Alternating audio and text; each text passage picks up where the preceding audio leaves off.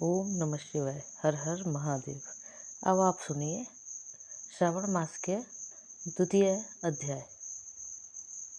ईश्वर बोले, हे महाभाग, आपने उचित बात कही है। हे ब्रह्मपुत्र, आप विनम्र, गुणी, श्रद्धालु तथा भक्ति संपन्न श्रोता है। हे अनघ, आपके श्रावण मास के विषय में विनम्रता पूर्वक जो पूछा है उसे तथा जो नहीं भी पूछा है वह सब अत्यंत हर्ष तथा प्रेम के साथ मैं आपको बताऊंगा। द्वेष ना करने वाला सबका प्रिय होता है और आप उसी प्रकार के विनम्र हैं, क्योंकि मैंने आपके अभिमानी पिता ब्रह्मा का 5वां मस्तक काट दिया था, तो भी आप उस द्वेष भाव का त्याग कर मेरी शरण को प्राप्त हुए हैं। अतः हे तात, मैं आपको सब कुछ बताऊंगा, आप एकाग्रचित होकर सुनिए। हे योगिन, मनुष्य को चाहिए कि श्रवण मास में नियम पूर्वक नक्त व्रत करें और पूरे महीने भर प्रतिदिन रुद्राभिषेक करें। अपनी प्रत्येक प्रिय वस्तु का इस मास में त्याग कर देना चाहिए। पुष्पों, फलों, दांतों, तुलसी की मंजरी तथा तुलसी दलों और बिल्व पत्रों से शिवजी की लक्ष्य पूजा करनी चाहिए। 1 करोड़ शिवलिंग बनाना चाहिए और ब्राह्मणों को भोजन कराना चाहिए। महीने भर धारण पारण व्रत तथा उपवास करना चाहिए। इस मास में मेरे लिए अत्यंत प्रीतिकर पंचामृत अभिषेक करना चाहिए। इस मास में जो जो शुभ कर्म किया जाता है वह अनंत फल देने वाला होता है। हे मुने, इस माह में भूमि पर सोएं, ब्रह्मचारी रहें और सत्य वचन बोलें। इस मास को बिना व्रत के कभी व्यतीत नहीं करना चाहिए। फलाहार अथवा हविष्यान्न ग्रहण करना चाहिए। पत्ते पर भोजन करना चाहिए। व्रत करने वाले को चाहिए कि इस मास में शाक का पूर्ण रूप से परित्याग कर दे। हे मुनिश्रेष्ठ, इस मास में भक्ति युक्त होकर मनुष्य को किसी न किसी व्रत को अवश्य करना चाहिए। सदाचार परायण, भूमि पर शयन करने वाला, प्रातः स्नान करने वाला और जितेंद्रिय होकर मनुष्य को एकाग्र किए गए मन से प्रतिदिन मेरी पूजा करनी चाहिए। इस मास में किया गया पुरस्मरण निश्चित रूप से मंत्रों की सिद्धि करने वाला होता है। इस मास में शिव के षडाक्षर मंत्र का जप अथवा गायत्री मंत्र का जप करना चाहिए और शिवजी की प्रदक्षिणा, नमस्कार तथा वेद पारायण करना चाहिए। पुरुष सूक्त का पाठ अधिक फल देने वाला होता है। इस मास में किया गया है गृह यज्ञ, कोटि होम, लक्ष्य होम तथा अयुत होम शीघ्र ही फलीभूत होता है और अभीष्ट फल प्रदान करता है। जो मनुष्य इस मास में एक भी दिन व्रतहीन व्यतीत करता है वह महाप्रलय प्रयत्न घोर नरक में वास करता है। यह मास मुझे जितना प्रिय है उतना कोई अन्य मास प्रिय नहीं है। यह मास सकाम व्यक्ति को अभिष्ट फल देने वाला तथा निष्काम व्यक्ति को मोक्ष प्रदान करने वाला है। हे सत्तम, इस मास के जो व्रत तथा धर्म है उन्हें मुझसे सुनिए। रविवार को सूर्य व्रत तथा सोमवार को मेरी पूजा ना नक्त भोजन करना चाहिए। श्रावण मास के पहले सोमवार से आरंभ करके 3.5 महीने का रोटक नामक व्रत किया जाता है।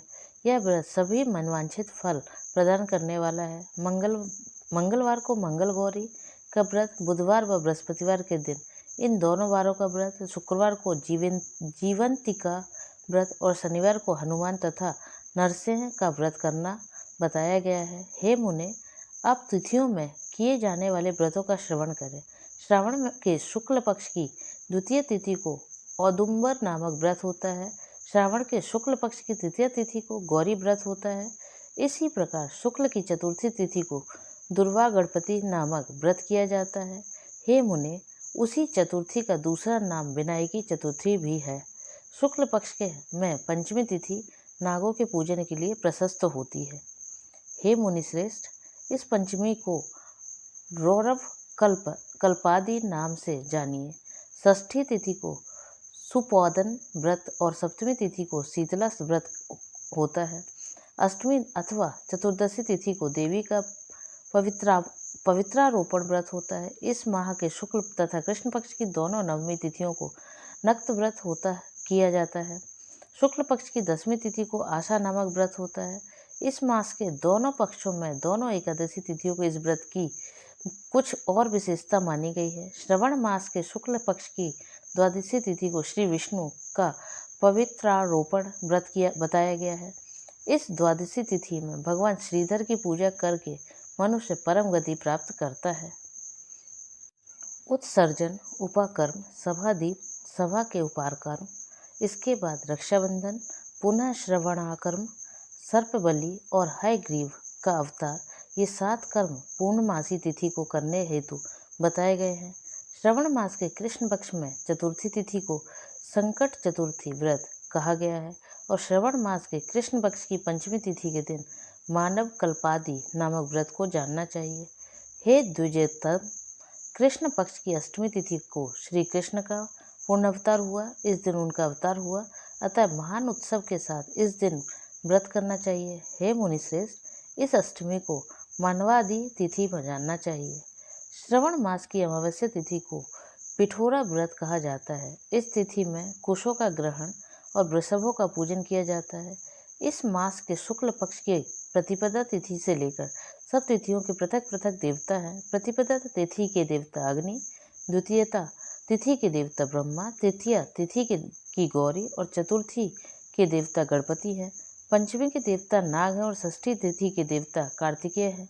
सप्तमी के देवता सूर्य और अष्टमी के देवता शिव हैं। नवमी की देवी दुर्गा, दशमी के देवता यम और एकादशी तिथि के देवता विश्वेदेव कहे गए हैं। द्वादशी के विष्णु तथा त्रयोदशी के देवता कामदेव हैं। चतुर्दशी के देवता शिव, पूर्णिमा के देवता चंद्रमा और अमावस्या के देवता पितर हैं। ये सब तिथियों के देवता कहे गए हैं। जिस देवता की जो तिथि हो उस देवता की उसी तिथि में पूजा करनी चाहिए। प्रायः इसी मास के अगस्त का उदय होता है। हे मुने, मैं उस काल को बता रहा हूँ, आप एकाग्रचित्त होकर सुनिए। सूर्य के सिंह राशि में प्रवेश करने के दिन से जब 12:40 घड़ी व्यतीत हो जाती है तब अगस्त का उदय होता है। उसके 7 दिन पूर्व से अगस्त को अर्घ्य प्रदान करना होता है। 12 मासे में सूर्य पृथक पृथक नामों से जाने जाते हैं। उनमें से श्रवण मास में सूर्य गवास्ती नाम वाला होकर तपता है। इस मास में मनुष्य को भक्ति संपन्न होकर सूर्य की पूजा करनी चाहिए। हे सत्तम, 4 मासों में जो वस्तुएं वर्जित हैं उन्हें सुनिए। श्रवण मास में शाक तथा भाद्रपद में दही का त्याग कर देना चाहिए। इसी प्रकार अश्विन में दूध तथा कार्तिक में दाल का परित्याग कर देना चाहिए। यदि इन मासों में इन वस्तुओं का त्याग नहीं कर सकें तो केवल श्रवण मास में ही उक्त वस्तुओं का त्याग करने से मानव उसी फल को प्राप्त कर लेता है। हे मानद, यह बात मैंने आपसे संक्षेप में कही है। हे मुनिश्रेष्ठ, इस मास में के व्रतों और धर्मों के विस्तार को सैकड़ों वर्षों में भी कोई नहीं कह सका। मेरी अथवा विष्णु की प्रसन्नता के लिए संपूर्ण रूप से व्रत करना चाहिए। परमार्थ की दृष्टि से हम दोनों में भेद नहीं है। जो लोग भेद करते हैं वे नरकगामी होते हैं। अतः हे सनत कुमार, आप श्रवण मास में धर्म का आचरण कीजिए। इस प्रकार ईश्वर संत कुमार संवाद के अंतर्गत दूसरा अध्याय पूर्ण हुआ। ओम नमः शिवाय।